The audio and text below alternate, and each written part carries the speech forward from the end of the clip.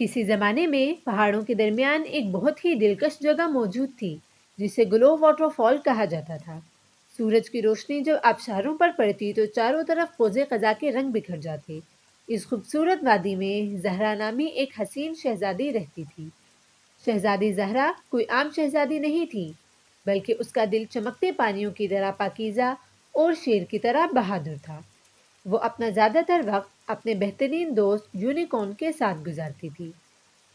زہرا کی زندگی نے بڑا موڑ لیا جب ایک حادثے میں بادشاہ اور ملکہ مارے گئے اور شہزادی زہرا کو بہت چھوٹی عمر میں حکومت کرنے کے لیے اکیلا چھوڑ دیا۔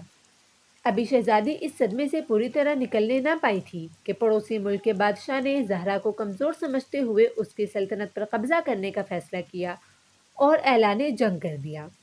شہزادی زہرا نے بہت ہمت اور بہادری کے ساتھ اپنی سلطنت کو آنے والے خطرے سے بچانے کے لیے اپنی فوج کو اکٹھا کیا اور اپنی فوج کی قیادت کرتے ہوئے شہزادی زہرا نے جنگ کے لیے تیاری کی۔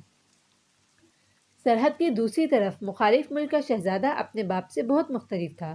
وہ ایک مہربان شخص تھا جو جنگ اور خونریزی کے خیال سے بھی نفرت کرتا تھا، لیکن وہ یہ بات سمجھتا تھا کہ اس کا والد بادشاہ لالچی اور خود غرض انسان ہے۔ میدان جنگ میں جب دونوں فوجوں کا آمنا سامنا ہوا تو شہزادی زہرا نے ہمت اور حوصلے کے ساتھ مقابلہ شروع کیا۔ اس کی بہادری نے نہ صرف اس کے اپنے سپاہی بلکہ دشمن ملک کے شہزادے کو بھی متاثر کر دیا۔ افراتفری اور جنگ کے درمیان امید کی ایک کرن ابھری۔ شہزادے نے زہرا کے عزم سے متاثر ہو کر ایک جرأت مندانہ فیصلہ کیا۔ اس نے اپنے والد کے حکم کی خلاف ورزی کی اور شہزادی کو امن کی تجویز بھیجی اور ساتھ ہی نکاح کا پیغام بھجوایا، اس امید کے ساتھ کہ جنگ ختم کر دی جائے اور دونوں ممالک متحد ہو جائیں۔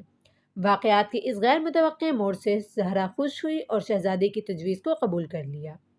آبشار کی چمک اس دن اور بھی زیادہ چمکتی دکھائی دے رہی تھی اور ہمت اور محبت سے جڑی دو روحوں کے اتحاد کا جشن منا رہی تھی۔ اور اس طرح شہزادی زہرا اور مہربان شہزادے نے خوش و خرم زندگی گزاری اور انصاف کے ساتھ اپنی سلطنتوں پر حکمرانی کی۔ ان کی بہادری اور اتحاد کی کہانی آنے والے نسلوں کے لیے امید اور تحریک کی داستان بن گئی۔